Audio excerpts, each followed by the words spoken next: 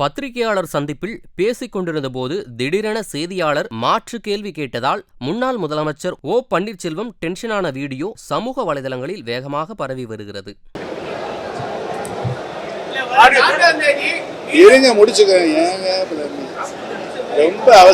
ரொம்ப அவசரப்படுறீங்க நீங்க. பல பெரும்பான்மையான வளர்ச்சியடைந்த நாடுகள் இந்தியாவுடைய பெருமையை உலக நாட்டிற்கு அனைத்திற்கும் எடுத்து சென்றிருக்கிறார் திரு நரேந்திர மோடி என்ற பெருமை அவருக்கு வந்து சேர்ந்திருக்கிறது. அது நம்ம நாட்டுக்கு கிடைத்த மிகப்பெரிய பெருமை. ஆக எங்களுடைய முடிவானது மீண்டும் 3ஆம் முறையாக திரு நரேந்திர மோடி அவர்தான் நாட்டுடைய பிரதமராக வர வேண்டும் என்ற நிலைப்பாடு எடுத்திருக்கிறோம். இது ஏற்கனவே நாங்கள் அந்த கூட்டணி தான் இருக்கிறோம், தொடர்ந்து இருந்து கொண்டிருக்கிறோம். அந்த முடிவு தான் எங்களுடைய முடிவு.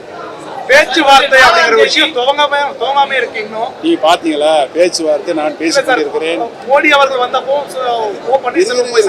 கேளுங்க, அவர் தமிழ்நாட்டிற்கு சென்னைக்கு வந்தாலும் சரி மதுரைக்கு வந்தாலும் சரி நான் வரவேற்பதற்கு இருப்பேன் என்று உங்களுக்கு நன்றாக தெரியும்.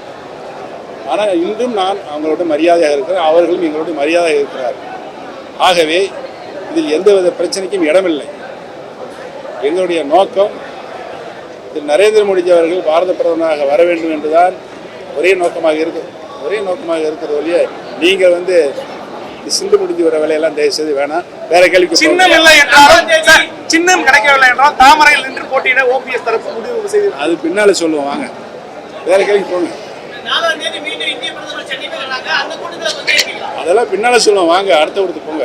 4ஆம் தேதின்றது இன்னும் 3 நாள் தான் சார்.